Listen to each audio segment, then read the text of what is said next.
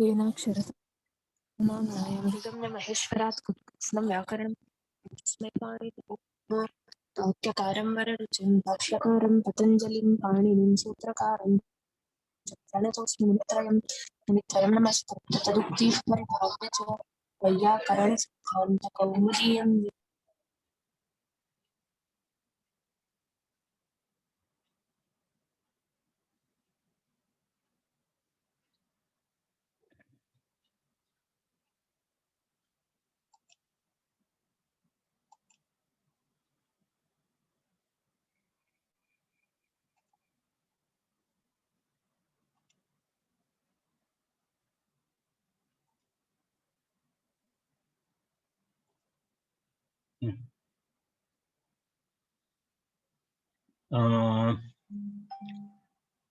गतदिवसस्य वर्गः वनोरच वनः तत्र र च इति आसीत्। तत्र वयं पठितवन्तः सूत्रविवरणमपि मया कृतं। वनः इति षष्ठी, र इति लुप्तविभक्तिकं, च इति अव्ययं, वन् इत्युक्ते तस्मिन् विषये अपि अहम् उक्तवान्। तत्र किं वनिप् वनिप् वनिप् इति प्रत्ययत्रयम् अनुबन्धलोपानन्तरं तत्र वन् इति अवशिष्यते इति उक्तं। तेन तत्सूत्रस्य विवरणं ह्यः समाप्तं। वन्नन्तात् प्रातिपदिकात् इति काशिका इति उक्तवान्। तत्र परन्तु अहम् उक्तवान् तत्र किञ्चित् अधिकं विवरणं कौमुदीकारः कृतवान् अस्ति, तदपि विवृतवान्। प्रत्ययग्रहणे यस्मात् स विहितः तदादेः तदन्तस्य ग्रहणम् इति परिभाषा अस्ति। परिभाषेन्दुशेखरे 24तमा परिभाषा। प्रत्ययग्रहणे यस्मात् स विहितः तदादेः तदन्तस्य ग्रहणम् इति अस्ति। तस्याः परिभाषायाः आधारेण वन्नन्तात् शब्दात् वन्नन्त अन्तात् शब्दात् च प्रातिपदिकात् च स्त्रियां ङीपु प्रत्ययः भवति इति अर्थः लभ्यते। वन्नन्तात् तदन्तात् च, वन्नन्तात् तदन्तात् च इति उक्तम्। वन्नन्तात् वन् इति प्रत्ययः यस्य प्रातिपदिकस्य अन्ते अस्ति, तस्मात् वन् अन्त शब्दः, वन् अन्त प्रातिपदिकं वन् अन्त शब्दः यस्य शब्दस्य अन्ते अस्ति तद् तदन्तात् च इति। वन्नन्तात् वन्नन्त अन्तात् अथवा तदन्तात् प्रातिपदिकात् स्त्रियां ङीप् स्यात् इति नियमः। तत्र अन्तिमनकारस्य स्थाने र इति अन्तादेशः भवति। रश्च अन्तादेशः इति एतस्य सूत्रस्य विवरणं प्रवृत्तं। वन्नन्तात् तदन्तात् च प्रातिपदिकात् स्त्रियां ङीप् स्यात् रश्च अन्तादेशः इति कौमुदी। तत्र विवरणम् एतावदेव अस्ति।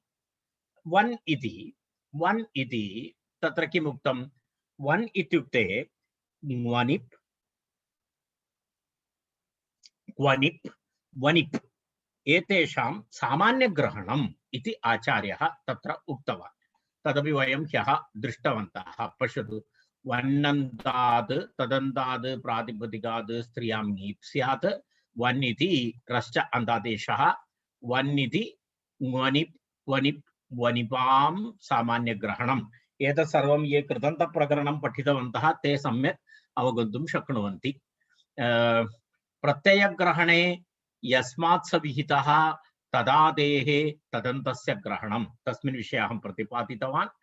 तेन प्रातिपदिकविशेषणात् तदन्तान्तमपि लभ्यते इति। प्रातिपदिकविशेषणात् किं प्राप्नोति? अर्थात् वन्नन्तशब्दस्यापि ग्रहणं भवति, वन्नन्त अन्तशब्दस्यापि ग्रहणं भवति इति लभ्यते। तर्हि प्रथमं वन्नन्त अन्तशब्दस्य ग्रहणेन एतस्य प्रथमम् उदाहरणं प्रतिपादयति। सुत्वानम् अतिक्रांता इति अतिसुत्वरी इति एकः शब्दः। सुत्वानम् अतिक्रांता इति शब्दः तत्र एवमस्ति। वन्नन्तान्त शब्दस्य उदाहरणम् अस्ति। तत्र एतस्य यदा यदा सुत्वानः नाम यः सोमलतां निष्पीडयति सः सुत्वानः इति तस्य अस्ति। तम् अतिक्रांता इति अतिसुत्वरी इति तस्य अतिक्रमणं यदा कोऽपि कुत्रापि उपविश्य सोमलता निष्पीडनं करोति, सोमलता निष्पीडनं कृत्वा यः कोऽपि ऋत्विक्पुरोहितः उपविशति तम् अतिक्रम्य कापि गता तर्हि सा किं भवति? अतिसुत्वरी इति भवति। अतिसुत्वरी इति भवति। सुत्वानम् अतिक्रांता इति अतिसुत्वरी इति शब्दः। तत्र वयं पश्यामः तत्र सुत्वान् इति सुतवान् इत्यर्थे तत्र कः धातुः भवति? शून्य अभिषवे इति धातोः निष्पन्नः शब्दः एषः। सः विषयः इदानीम् अस्माकं चर्चाविषयः नास्ति। यदि तत्सर्वं चर्चां कर्तुं गच्छामि चेत् अद्य अग्रे गमनं कष्टं भवति। तथापि किञ्चित् वक्तव्यमेव भवति। आचार्यधर्मः इति कृत्वा किञ्चित् वदामि।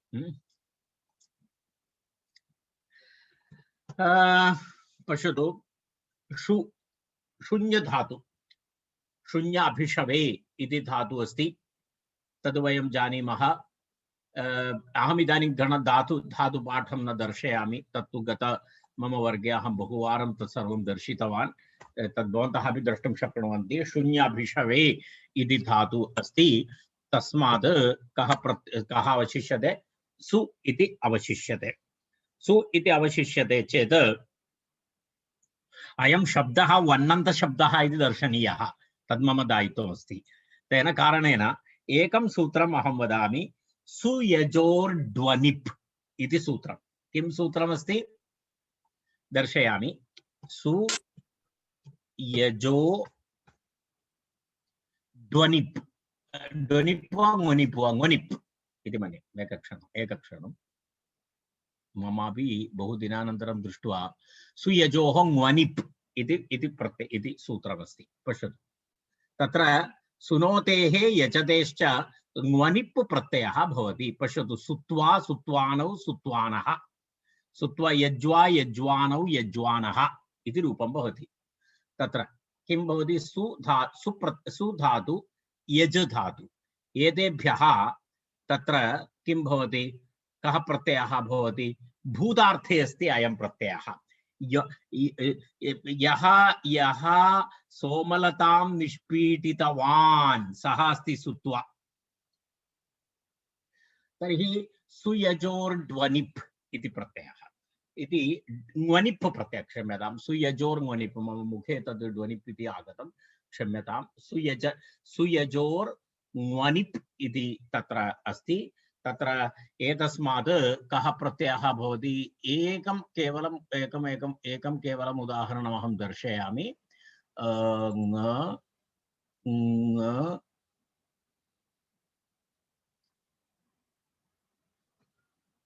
ङ्वनिप् इति भवति। ङ्वनिप् इति प्रत्ययः भवति। पश्यतु, इतः किं भवति इत्युक्ते तत्र सुप्रत्ययस्य सु इति धातुः अस्ति। ङकारस्य लोपः भवति, इकारस्य लोपः भवति, पकारस्य लोपः भवति।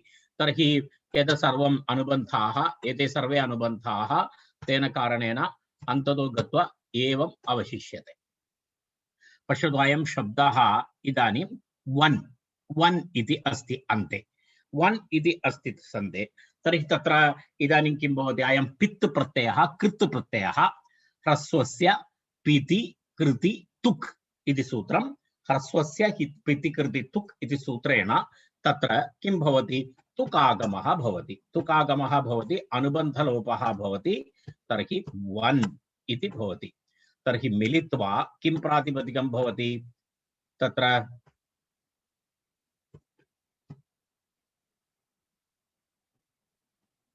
सुत्वन् इति प्रातिपदिकं भवति रैट् सुत्वन् इति प्रातिपदिकम् अभवत् तस्य वस्तुतः राजन् शब्द इव भवति अयं शब्दः राजन् शब्दः इव चलति यदा राजा राजानौ राजानः इव किं भवति सुत्वा सुत्वानौ सुत्वानः इति शब्दः भवति सुत्वा सुत्वानौ सुत्वानः इति शब्दः भवति तर्हि अत्र इदानीं किमस्ति इदानीं एषः शब्दः वन्नन्त शब्दः कारणम् एतस्य अन्ते वन् इति प्रत्ययः अस्ति तस्मात् सुत्वन् इति शब्दः वन्नन्त शब्दः इदानीम् एतस्मात् एकः समासः कः समासः सुत्वानम् अतिक्रान्ता सुत्वानम् अतिक्रान्ता इत्यर्थे किं भवति अति इति भवति सुत्वानम् अतिक्रान्ता इत्यर्थे तत्र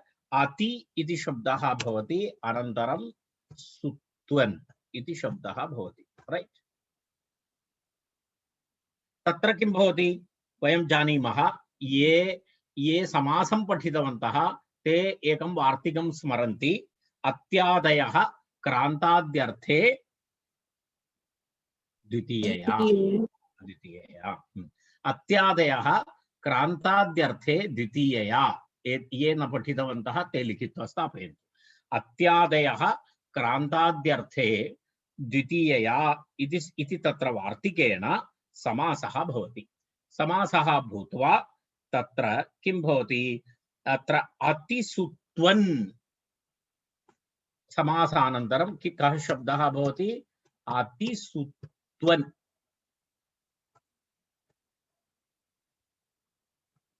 इति शब्दः भवति इति प्रातिपदिकं भवति अतिसुत्वन् इति प्रातिपदिकं भवति पश्यतु अतिसुत्वन् इति इदानीम् एतस्य प्रातिपदिकस्य महत्त्वं पश्यतु अत्र अयं शब्दः कीदृशः शब्दः अयं शब्दः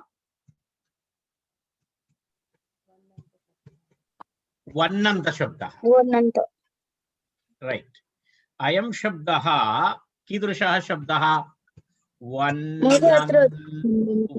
इकारस्य स्थाने उकारः भवति वन्नन्तान्त शब्दः भवति किमस्ति एकक्षणं मम एतत् लिखितम् मुद्रणदोषः जातः क्षम्यताम् अयं शब्दः किं भवति वन्नन्तान्त शब्दः भवति राइट एकक्षणं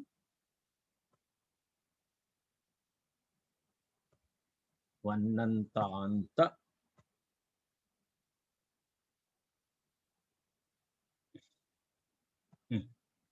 वन्नन्तान्त शब्दः राइट एतद् भवन्तः नोट् कृत्वा सुत्वन् इति शब्दः वन्नन्त शब्दः अतिसुत्वन् इति शब्दः वन्नन्त अन्त शब्दः अर्थात् तत्र वन्नन्त शब्दः तस्य अन्ते अस्ति इति कृत्वा अयम् अर्थः कुतः प्राप्तः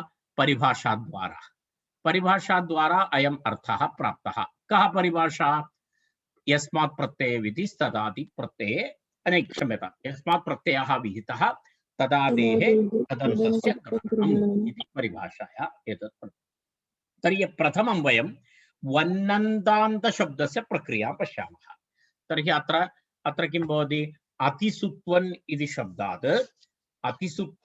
शब्दात् वनोरच इति सूत्रेण किं भवति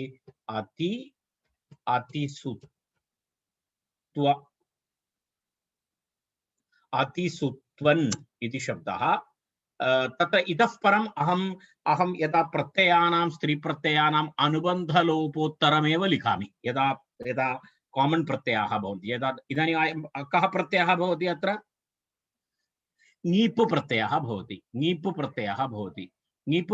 भवति चेत् तत्र ङकार पकारयोः लोपः भवति तर्हि अवशिष्यते किम् इ तर्हि भवता इ इत्युक्ते ङीप् इति ज्ञातव्यम् अहं प्रतिवारम् एतद् मुद्रणम् एक स्टेप् अधिकं मुद्रणं कर्तुं न इच्छामि एकवारं दर्शितवान् अहं पर्याप्तं तर्हि वनोरचा इति सूत्रेण तत्र किं भवति इ भवति इति एकम् अस्ति ङीप् प्रत्ययः भवति इति एकः विषयः द्वितीयः विषयः अत्र विधिद्वयमस्ति। द्वितीयः विषयः कः अस्ति? द्वितीयः विषयः अस्ति नकारस्य स्थाने किं भवति? रेफादेशः। रेफादेशः वनो रच इति अस्ति खलु, रश्च अन्तादेशः भवति इति उक्तं।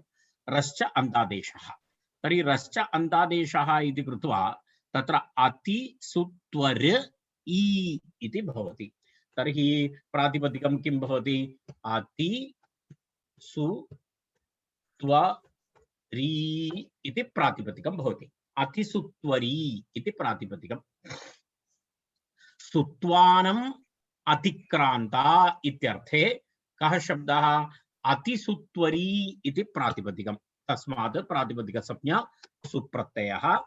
सुप्रत्यये हल्ङ्यादिलोपे, हल्ङ्याभ्यो दीर्घा सुतिस्य पृक्तं हल इति सूत्रेण लोपे तत्र किं भवति? अतिसुत्वरी इति रूपं भवति। इति प्रथमा एकवचनं रूपम्। अतिसुत्वरी इति रूपं भवति। अतिसुत्वरी, अतिसुत्वर्यौ, अतिसुत्वर्यः इति सिद्धरूपं भवति। स्पष्टं? तर्हि वन्नन्तान्तशब्दस्य एतद् उदाहरणम्। एवमेव कौमुद्याम् अपरम् एकम् उदाहरणं दत्तमस्ति। अतिधीवरी इति एकम् उदाहरणं दत्तमस्ति। अतिधीवरी इति एकम् उदाहरणं तत्र दत्तमस्ति। अतिधीवरी इत्यत्र किं भवति? भवन्तः वक्तुं शक्नुवन्ति वा? कोऽपि विवरणं करोतु। कः धातुः भवति? डु धान्यधारणपोषणयोः इति धातु। धारणपोषणयोः इति धातु भवति। डु धान्य। अहम् अस्मिन् प्रकरणे कृतन्तप्रकरणे अहं पूर्णं धातुपाठं दर्शितवान्। अस्मिन् प्रकरणे अहं धातुपाठं न दर्शयामि, तस्य आवश्यकता नास्ति। भवन्तः द्रष्टुं शक्नुवन्ति। तत्र धा इति भवति, रैट्? धा इति भवति। तत्र डु धान्य धारणपोषणयोः इति तत्र प्रत्ययः वनिप् प्रत्ययः भवति। वनिप् प्रत्ययान्तः शब्दः एषः। वनिप् प्रत्ययः केन सूत्रेण? आतो मनिन् क्वनिप् वनिपश्च इति सूत्रमस्ति। भवन्तः स्मरन्ति तत्? वयं कुत्र पठितवन्तः एतत् सूत्रं? कृतन्तप्रकरणं पठितवन्तः। आतो, तस्मादेव सर्ववर्गेषु सर्वे भवन्तु इति अहं सर्वदा वदामि। किमर्थम् इत्युक्ते तत् सर्वम् इंटर् कनेक्टेड् अस्ति। न एतत् प्रकरणं मम पठितव्यं नास्ति इति वदति चेत् अग्रिमप्रकरणपठनकाले फ्लॉप् भवति, फ्लॉप् शो भवति। सर्वदा अहं वदामि सर्ववर्गेषु सर्वे भागं स्वीकुर्वन्तु। किमर्थं? तेन अन्यवर्गस्य कृते उपकाराय भवति। अन्यथा किं भवति? अन्यथा अल्पज्ञानं भवति। तत् तावन्मात्रज्ञानेन व्याकरणशास्त्रस्य अध्ययनं न भवति। अस्तु नाम पश्यतु, एतत् सूत्रम् एकवारम् अहं भवतां ज्ञानाय दर्शयामि। किं सूत्रमस्ति?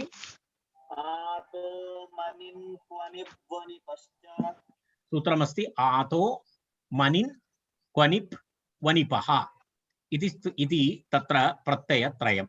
मनिन् क्वनिप् वनिप् आकारान्त धातुभ्यः एते प्रत्ययाः भवन्ति इति अस्ति तत्र। तत्र कस्मिन् तत्रापि एवं छन्दसि अस्ति अयं प्रयोगः। छन्दसि प्रयोगः भवति। कुत्रचित् एते शब्दाः कुत्रचित् लौकिकप्रयोगेषु अपि भवन्ति इति वयं तस्मिन् काले पठितवन्तः। भवन्तः स्मरन्ति?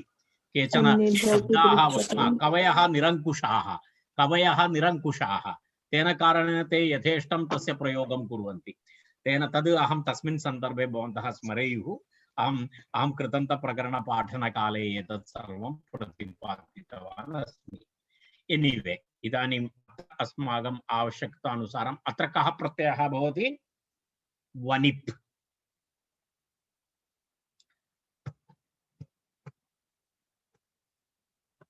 प्रत्ययः अस्ति वनिप्। धा धातोः वनिप् प्रत्ययः भवति। वनिप् प्रत्यये अनुबन्धलोपे किम् अवशिष्यते? वन् इति अवशिष्यते। तर्हि धा वन् इति भवति। धा वन्। तत्र अयं प्रयोगः भाषायामपि अस्ति, भाषायां भवति चेत् अन्येभ्योऽपि दृश्यते इति सूत्रेण तत्र प्रत्ययः भवति। तद् भवन्तः स्मरन्तु।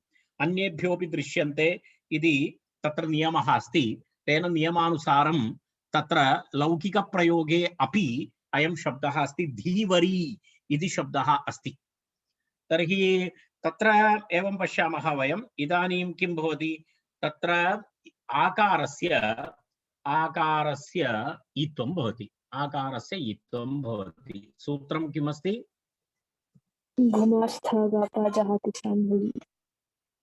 एवम् एतत् सूत्रमस्ति। एतत् सूत्रम् इदानीं भवतां स्क्रीन् मध्ये दृश्यते। भू मा स्था गा पा जहाति सां हलि इति सूत्रं।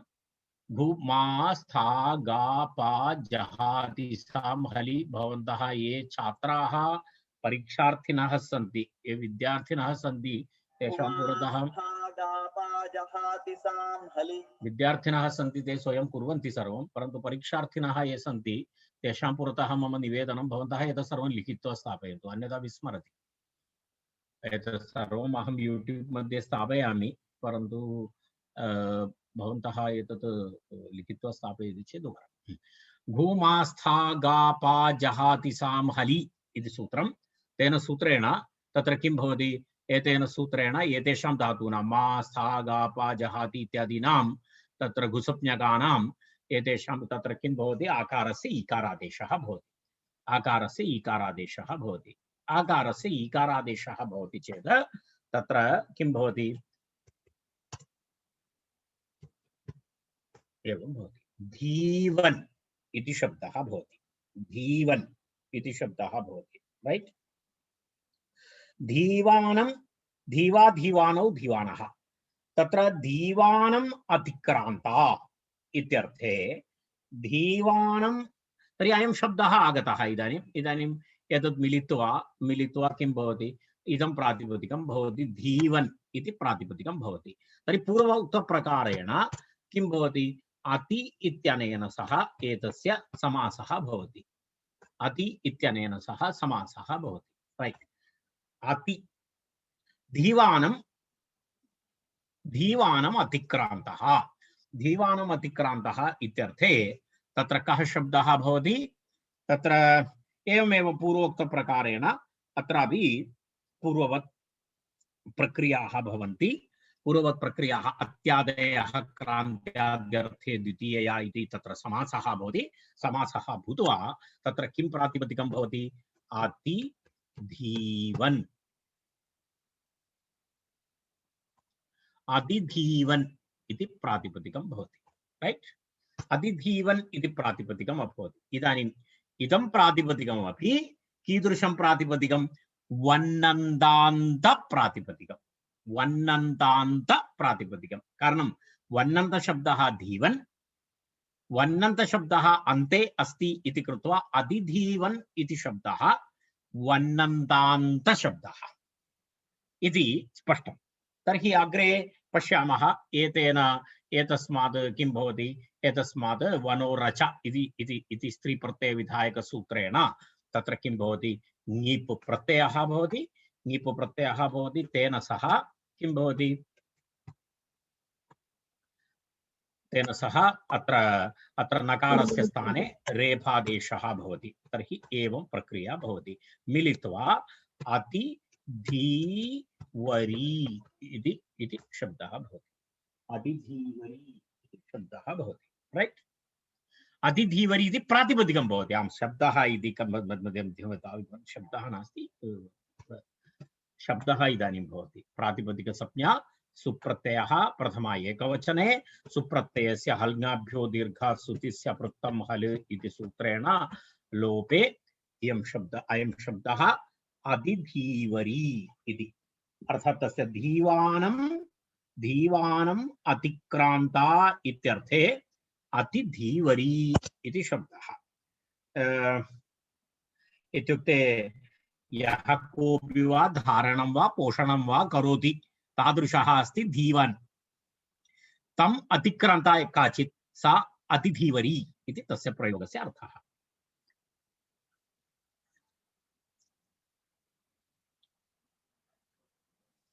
रैट्? अग्रे गच्छामः। तत्र तृतीयः शब्दः किं कः शब्दः दत्तः शर्वरी इति शब्दः दत्तः शर्वरी रात्रि शर्वरी इत्युक्ते रात्रि इत्यर्थः शर्वरी रात्रि हा पश्यामः वयं किमपि वा भवतु सर्वदापि गुरुः छात्रवत्सलः भवति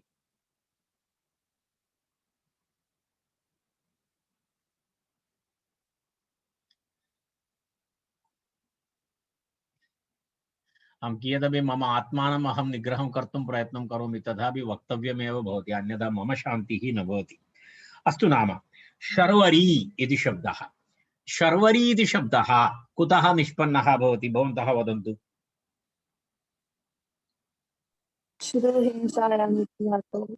श्रु धातु अरे श्रु धातु प्रेषयतु श्रु हिंसायाम् इति अथवा हिंसायाम् इति अहं टैप् कृत्वा पश्यामि इदानीं प्रेषयामि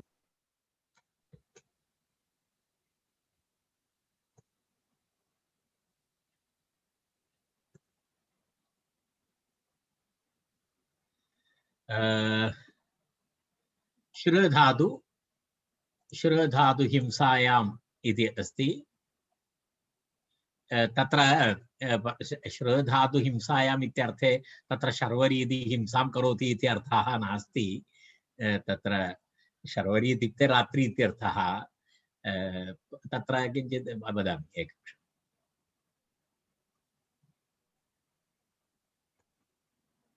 एषा धातु अस्ति श्रुहिंसायाम् इति अस्ति कुत्रचित् धातुपाठः दर्शनीयः एव भवति इति कृत्वा अहम् एतत् दर्शितवान् ये कृतन्तप्रकरणं पठितवन्तः ते जानन्ति शृणाति इति टु किल् टु डिस्ट्राय् इत्यादिषु अर्थेषु तत्र किं भवति श्रु धातोः प्रयोगः भवति इति तत् दर्शनाय अहम् एतत् उक्तवान् तर्हि अत्र एतत् तिष्ठति शृणोति दुःखम् इति शर्वरी शृणोति दुःखम् इति शर्वरी श्रु धातु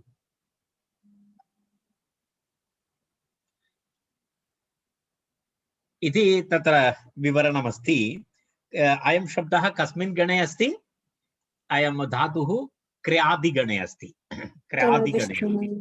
क्रियादिगणे अस्ति शृणोति दुःखम् इत्यर्थे क्रियादिगणे श्रु धातु अस्ति श्रु धातु हिंसायाम् इति धातु तस्मात् कः प्रत्ययः वनिप् प्रत्ययः सूत्रम् अन्येभ्योऽपि दृश्यन्ते केवलं कथा कथनमिव श्रुत्वा गच्छति चेत् समस्या भवति पुनः स्मरणं न भवति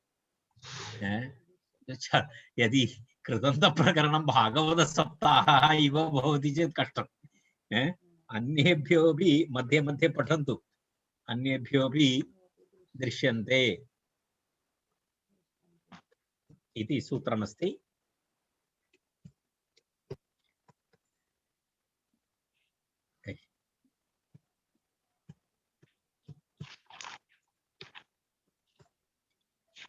अहम् अपरत्र टैप् कुर्वन् अस्मि एकक्षणं सूत्रं दर्शयामि एकवारं ये नवीनाः भवन्ति तेषां कृते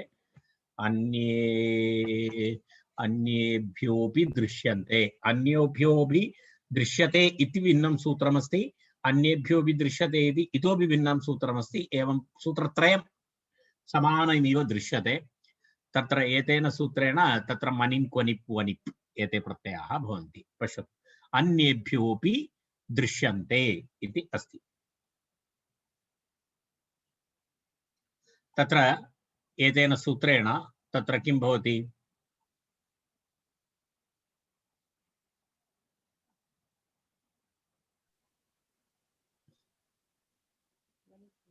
तत्र वनिप् प्रत्ययः भवति कः प्रत्ययः भवति वनिप् वनिप् प्रत्ययः भवति राइट तर्हि किं भवति वनिप् प्रत्ययः भवति चेत् वन् इति अवशिष्यते श्रु वन् इति अवशिष्यते श्रु वन् इति अवशिष्यते अग्रे किं भवति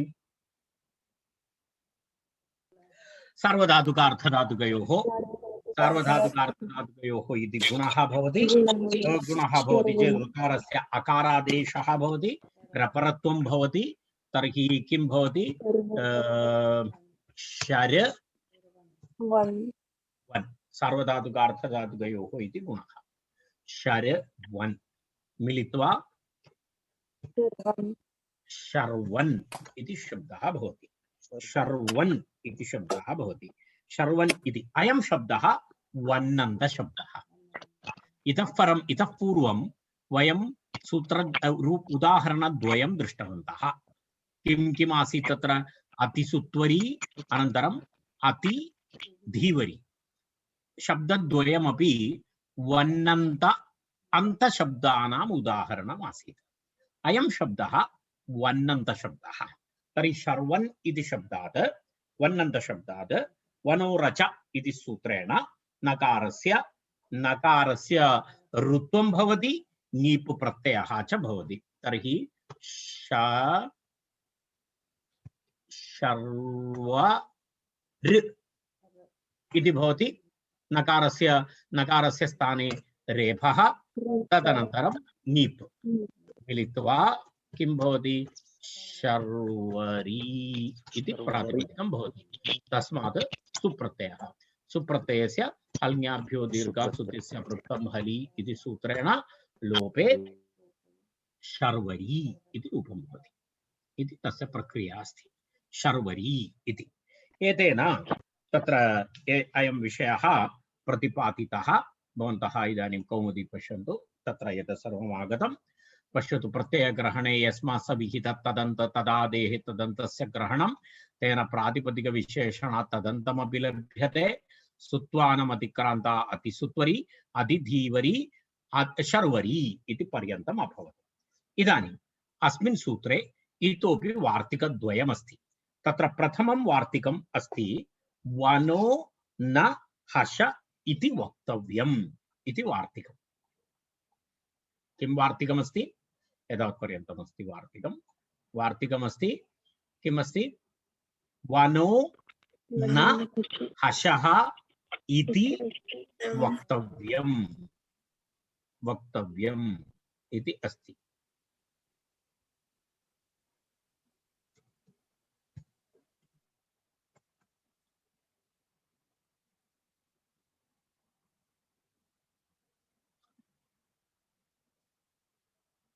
अत्र वार्तिकमस्ति वनो न हश इति वक्तव्यम् इति वार्तिकम् तत्र वार्तिकस्य अर्थः अपि तत्र दत्तः अस्ति तत्र किमस्ति हशन्तात् धातोः विहितः यः वन् तदन्तात् तदन्त अन्तात् च प्रातिपदिकात् नीप् रश्च न इति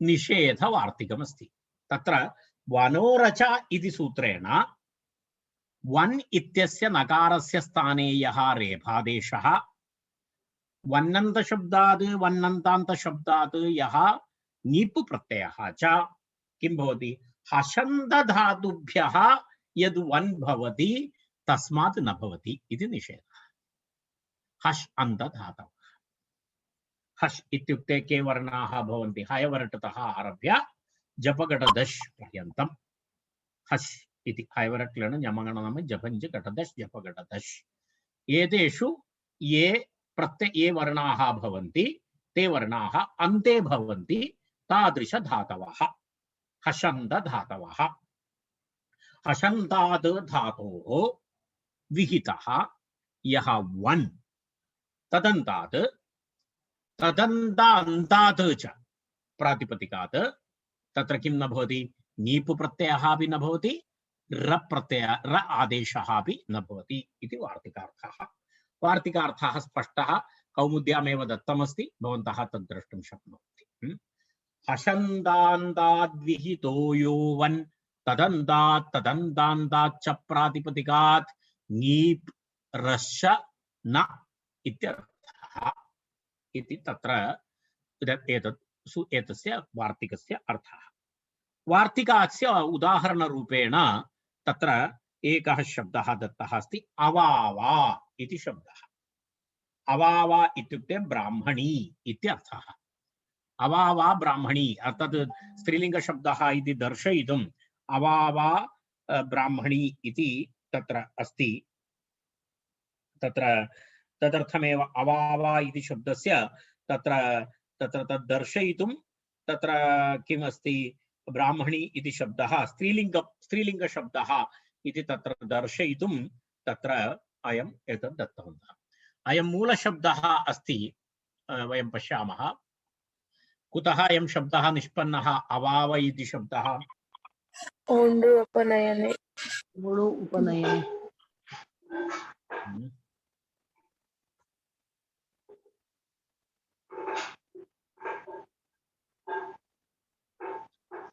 ओण् अपनयने इति पश्यतु। ओणति ओणतः ओणन्ति अयं सर्वेषां कृते नवीनधातुः इति मन्ये। To remove, to discard, to push away इत्यादिषु अर्थे ओण ओणृ धातु ओणृ ओणति ओणतः ओणन्ति ओणसि ओणतः ओणता ओणामि ओणावः ओणामः इति सिद्धरूपं भवति एतस्य। तर्हि ओणृ अपनयने इति अस्ति तावत्। तत्र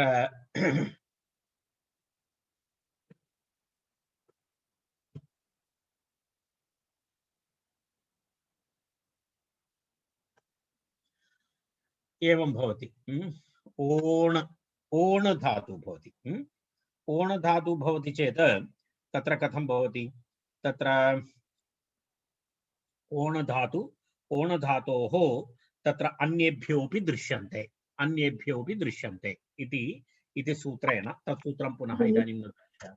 इति सूत्रेण तत्र किं भवति? अन्येभ्योऽपि दृश्यन्ते इति सूत्रेण कः प्रत्ययः? वनि प्रत्ययः वने ओण वने इति पश्यतु। ओण वनि तर्हि न अस्ति हैवर्ट् लण ञमगण नम न अन्ते अस्ति हषन्त धातु अस्ति। राइट अयं धातुः हषन्त धातुः। किमर्थं? तत्र हायावार ला ञामाङाण न अस्ति खलु अन्ते ञामाङाण इति अस्ति। तेन कारणेन अयं धातुः कीदृशः धातुः? हषन्त धातुः। हषन्त धातुः अस्ति इति कृत्वा तत्र वस्तुतः वन् प्रत्ययान्त शब्दस्य तत्र वनोरच इति सूत्रेण तत्र ओणवन इति स्थिते तत्र किं भवति? एतत् प्रत्यय प्रथमं तु अहं तस्य प्रातिपदिकं दर्शयामि। इदानीं तत्र किं भवति?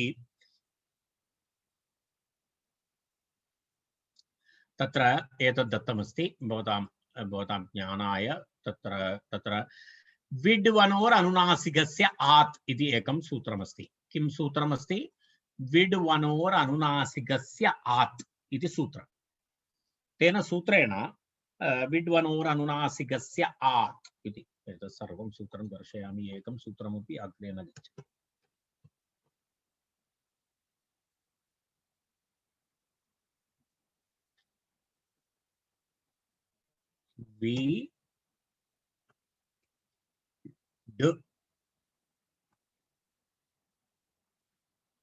विड्वनोर् अनुनासिकस्य आत् इति सूत्रमस्ति। पश्यामः एतत् सूत्रमस्ति। एकवारं नोट् कृत्वा पूर्णसूत्रम् एवमस्ति। विड्वनोर् अनुनासिकस्य आत् इति सूत्रेण तत्र विटि वनि च प्रत्यये परतः अनुनासिकान्तस्य अङ्कस्य आकारादेशः भवति। विटि वनि च प्रत्यये परतः विट् प्रत्यये परे वन् प्रत्यये परे च किं भवति? अनुनासिकान्तस्य अङ्कस्य आकारः आदेशः भवति इति नियमः। आकारादेशः भवति। आकारादेशः भवति चेत् अत्र किं भवति? अत्र ओण इति भवति। ओण इत्यस्य नकारस्य स्थाने किं भवति?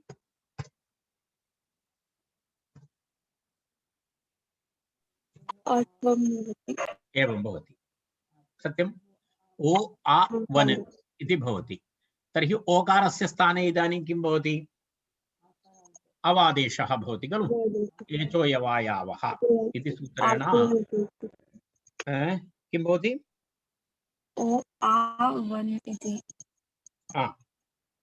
तत्र आवावन् इति भवति। आ व राइट आ वन तर्हि किं भवति मिलित्वा किं भवति अकारः दीर्घः हाँ विड्वनोर अनुनासिकस्य आत् इति दीर्घः अपि भवति दीर्घः भवति खलु राइट दीर्घः क्षम्यताम् अहं तत्र ह्रस्वं कृतवान् तदेव दीर्घः भवति राइट आत् स्यात् इति अस्ति राइट तर्हि तत्र मिलित्वा आ वा वन इति भवति अवावन् इति भवति। अवावन् इति स्थिते तत्र किं भवति अवावन् इति स्थिते तस्मात् वस्तुतः किं भवेत् एतत् प्रातिपदिकमस्ति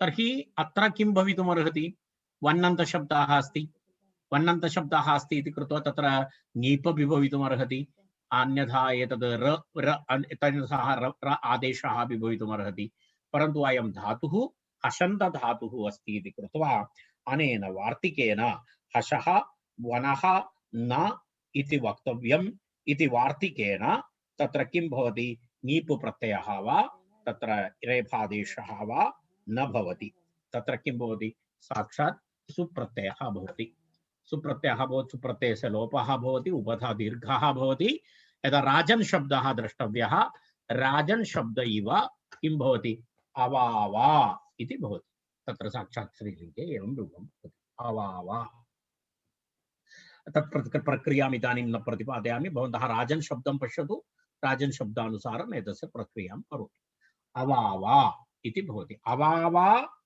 तत्र कथं भवति अवावा अवावानौ इति सिद्धरूपं भवति अवावा अवावानौ अवावानः इति सिद्धरूपं भवति तत्र एवमस्ति राजन् शब्दस्य इव भवति यदि निषेधसूत्रमस्ति निषेधवार्तिकमस्ति तत्र अयं विषयः अत्र समाप्तः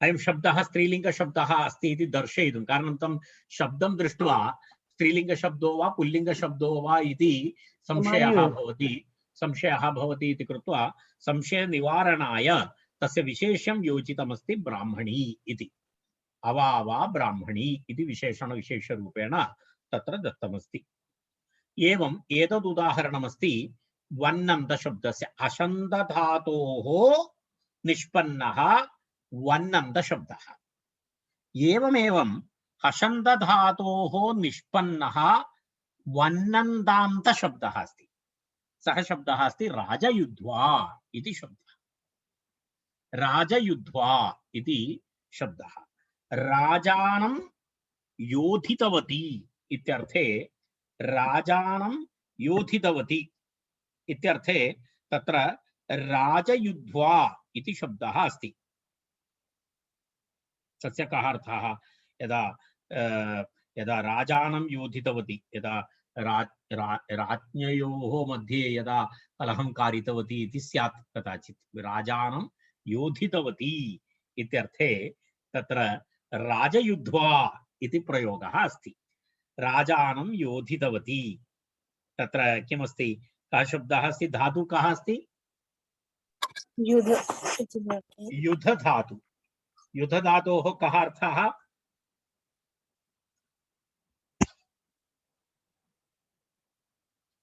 गणपाठ धातुपाठं स्मरतु युद्ध संप्रहरे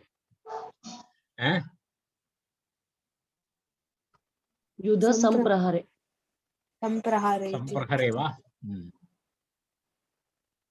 युद्ध संप्रहरे एकक्षणं सत्यं युद्ध संप्रहारे इति अस्ति संप्रहरे नास्ति संप्रहारे युद्ध संप्रहारे इति धातु टू फाइट युध्यते युध्येते युध्यन्ते आत्मनेपदप्रयोगः तर्हि पश्यामः तदन्तान्तप्रकरणमपि एकवारं पश्यामः धातुः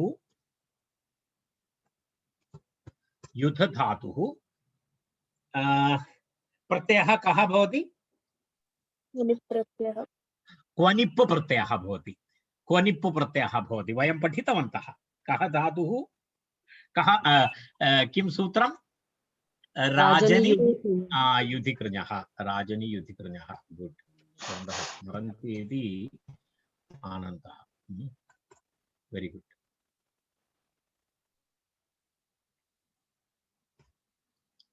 राजनि युधिकृञः इति तत्र सूत्रमस्ति। राजनि युधिकृञः इति सूत्रेण तत्र किं भवति?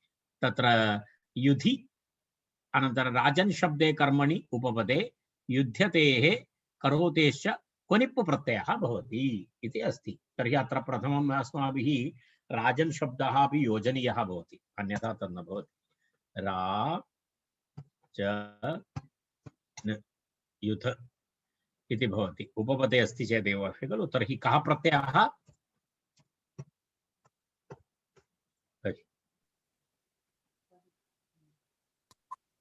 यन्त्रं तु किमपि दर्शयति।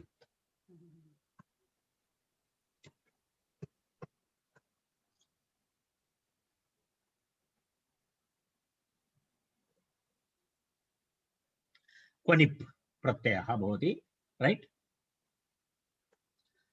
तर्हि एवमस्ति। राजन् शब्दः उपपदमस्ति, युध धातुः अस्ति, क्वनिप् प्रत्ययः अस्ति।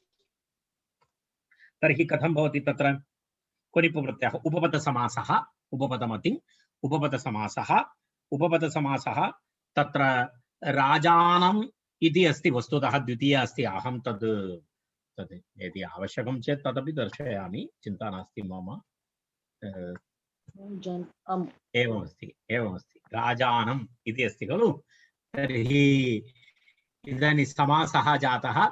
समासोत्तरं तत्र किं भवति? प्रत्ययलोपः भवति। सुबो धातु प्रातिपदिकयोः लोपः भवति। तर्हि राजन् इति भवति।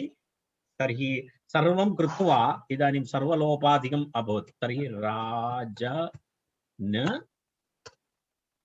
युध अनन्तरं वन्, रैट्?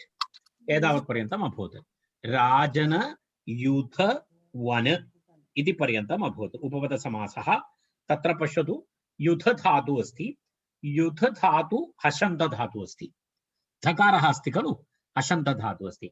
इदानीं नलोपप्रातिपदिकस्य इति नलोपप्रातिपदिकस्य नकारस्य लोपः। तर्हि राज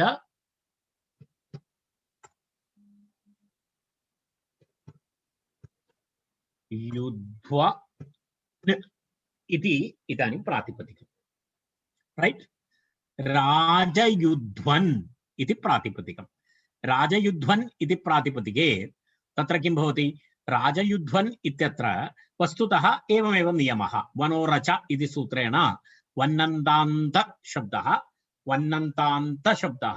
वन्नन्तान्तशब्दात् तत्र ङीप् र प्रत्यय र आदेशः अपि भवितुमर्हति। परन्तु अत्र अनेन वार्तिकेन वनो नहश इति वार्तिकेन इति वक्तव्यम् इति वार्तिकेन अत्र तस्य निषेधः। यदा वयं प्रक्रियां लिखामः तद् वक्तव्यमेव भवति। वनोरच इति सूत्रेण तत्र ङीप् अनन्तरं र आदेशः अपि भवितुमर्हति। तस्य निषेधः अनेन सूत्रेण क्रियते। तेन किं भवति? तत्र सुप् प्रत्ययः। तर्हि तत्र एतद् न भवति। सुप् प्रत्ययः, सुप्रत्ययस्य लोपः राजन् शब्दः इव तत्र एवमेवं भवति। किं भवति? राजयुध्वा राजयुध्वानौ राजयुध्वानः इति सिद्धरूपं भवति। राजयुध्वा इति तत्र राजयुध्वा इत्युक्ते कः अर्थः? राजानं योधितवती इति राजयुध्वा इति तत्र अर्थः। एवमस्ति। इति तत्र इतोपि अस्मिन् सूत्रे इतोपि एकं वार्तिकमस्ति। तदस्ति बहुव्रीहौ वा। वैकल्पिकविधिः अस्ति। बहुव्रीहिसमासे वन्नन्त तदान्त प्रातिपदिकात् विकल्पेन ङीप् प्रत्ययः र आदेशः च भवति इति वार्तिकस्य अर्थः। तत्र एवमस्ति। किमस्ति? तत्र बहुव्रीहौ इत्युक्ते तस्य आशयः वनोरच इति विधिः वनोरचः इति विधिः बहुव्रीहौ विकल्पेन स्यात् इत्यर्थः। वार्तिकं पश्यामः। वार्तिकार्थः अत्र दत्तः अस्ति। भवन्तः इतः द्रष्टुं शक्नुवन्ति। इदं वार्तिकं पश्यतु। इदं वार्तिकं वनोरच इति विधिः बहुव्रीहौ वा स्यात् इत्यर्थः। इत्युक्ते वनोरच इति वन्नन्ताद् शब्दाद् तदन्ताद् शब्दाद् च नीप् अनन्तरं रश्च अन्तादेशः इति विधिः कुत्र बहुव्रीहिसमासौ तत्र किं भवति? तत्र विकल्पेन भवति। अत्र अनो बहुव्रीहेः इति एकं सूत्रमस्ति। अनो बहुव्रीहेः इति तत्र एतद् विकल्पेन किमर्थं विधीयते इत्युक्ते तत्र अयं नियमः। अनो बहुव्रीहेः इति सूत्रेण वस्तुतः निषेधः अस्ति। तस्य निषेधस्य विकल्पः अस्ति एषः। तथा कनेक्ट् करणीयम्। अन्यथा एतत् कुत्र एतस्य विषयस्य कनेक्षन् कुत्र अस्ति? वस्तुतः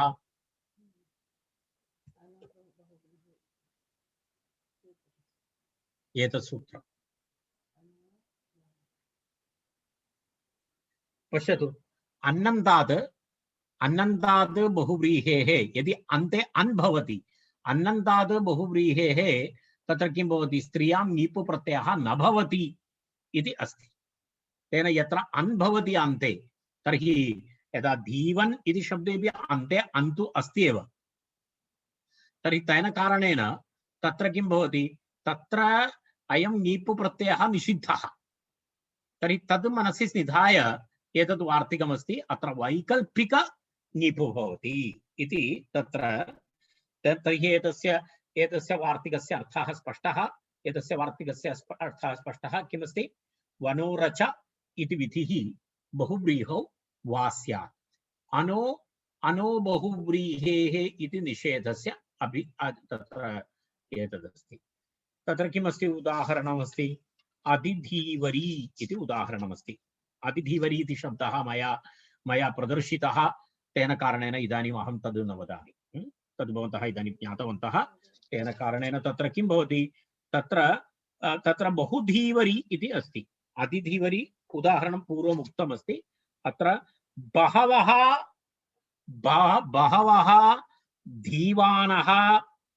दीवानः नास्ति, धीवानः। बहवः धीवानः यस्याः सा। बहवः धीवानः यस्याः सा इति अस्य अन्यथा महान् अर्थभेदः भवति। बहवः दीवानः भवति इति अर्थः भेदः भवति। हिंदी दीवान नास्ति, अत्र संस्कृतमस्ति। बहवः दीवानः यस्याः सा इति तत्र बहुव्रीहि समासः। तत्र कथं भवति? बहुव्रीहि समासः अनेकमन्यपदार्थे विभक्तिलोपः भवति। बहुधीवन् धीवन् शब्दः निष्पादितः अस्माभिः। तेन कारणेन अहम् इदानीं तद् न करिष्यामि। केवलम् एतस्य बहुव्रीहि समासः अस्ति इति ज्ञातुम् एतदहम् उक्तवान्। बहवः धीवानः यस्याः सा इत्यर्थे प्रातिपदिकमस्ति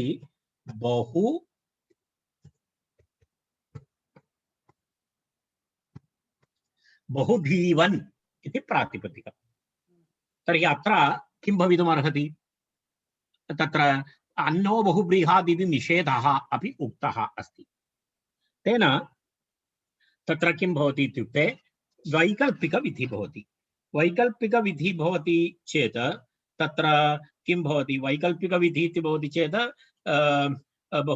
तत्र बहवः दीवानः इत्यत्र तत्र नीप् प्रत्ययः अपि भवति, रेफादेशः अपि भवति वैकल्पिकविधिः। तर्हि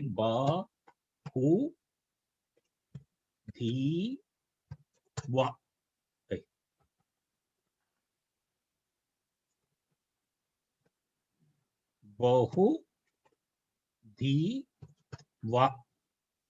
राइट।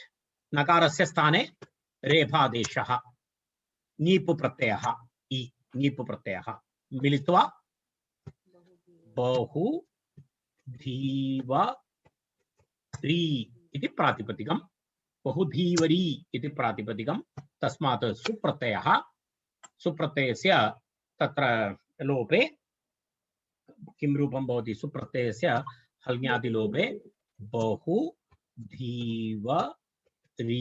इति रूपं भवति बहुधीवरी इति एकं रूपं भवति अपरं रूपं किं भवति अपरं रूपं बहुधीवन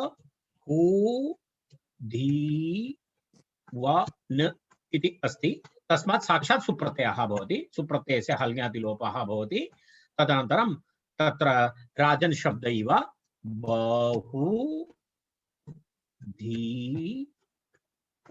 इति भवति एवं तत्र रूपद्वयं भवति किं किं भवति बहुधीवरी इत्यपि रूपमस्ति बहुधीवा इत्यपि रूपमस्ति इति रूपम् अर्थात् तत्र तत्र वस्तुतः अयं न तत्र वस्तुतः किं भवति तत्र अग्रे अग्रे डाप् प्रत्ययः वक्ष्यते इति अस्ति अयं प्रत्ययः डापन्त शब्दः अस्ति राजन् शब्द इव अस्ति प्रक्रिया परन्तु तत्र किं भवति तत्र राजन् शब्दात् बहुधीवा इति भवति रमा रमा इव रमा रमे रमाः इव बहुधीवा बहुधीवे बहुधीवाः इति रूपं भवति बहुधीवानौ इति न भवति तद् यदा वयं तत्र सूत्रं पश्यामः तदा वयं पठामः तत्र डाबुबाभ्याम् इति एकं सूत्रं तत्र अग्रे भवति आम् दर्शयामि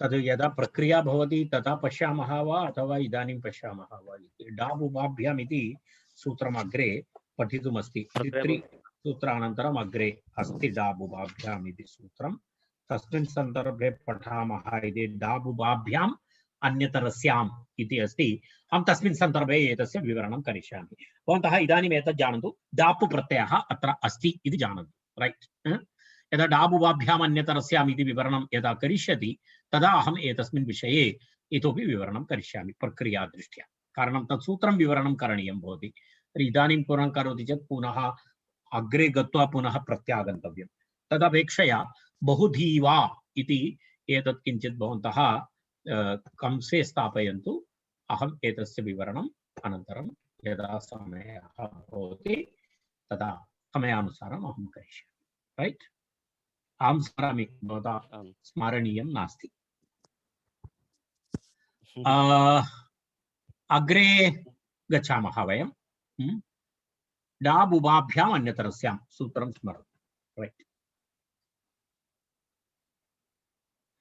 अहं पश्यामि इदानीम् एतेन सह एतत् सूत्रं समाप्तं किं सूत्रं वनोरच इति किञ्चित् दीर्घं विवरणमासीत् वनोरच इति सूत्रं वन्नन्ताद् तदन्ताद् प्रातिपदिकाद् स्त्रियां ङीप् स्यात् रश्चान्तादेशः वन्निति क्वणिक् क्वणिक् क्वणिपां सामान्यग्रहणं प्रत्ययग्रहणे यस्मात् सविहितः तदादेः तदन्तस्य ग्रहणं तेन प्रातिपदिकविशेषणात् तदन्तान्तमपि लभ्यते सुत्वानमतिक्रान्ता अधिसुत्वरी अधिधीवरी शर्वरी वनोनहशः इति वक्तव्यम्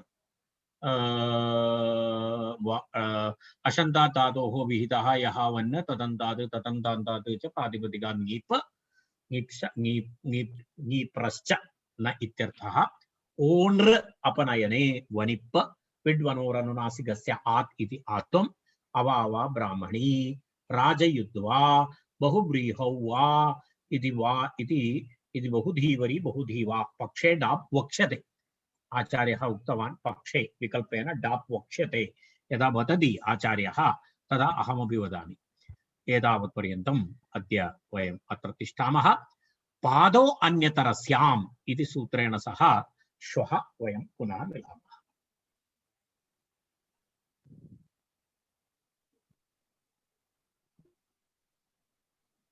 शान्तिमन्त्रेणानं कुर्मः सर्वे भवन्तु सुखिनः सर्वे सन्तु निरामयाः सर्वे भद्राणि पश्यन्तु मा कश्चित् दुःखभाग् शान्ति शान्ति शान्तिः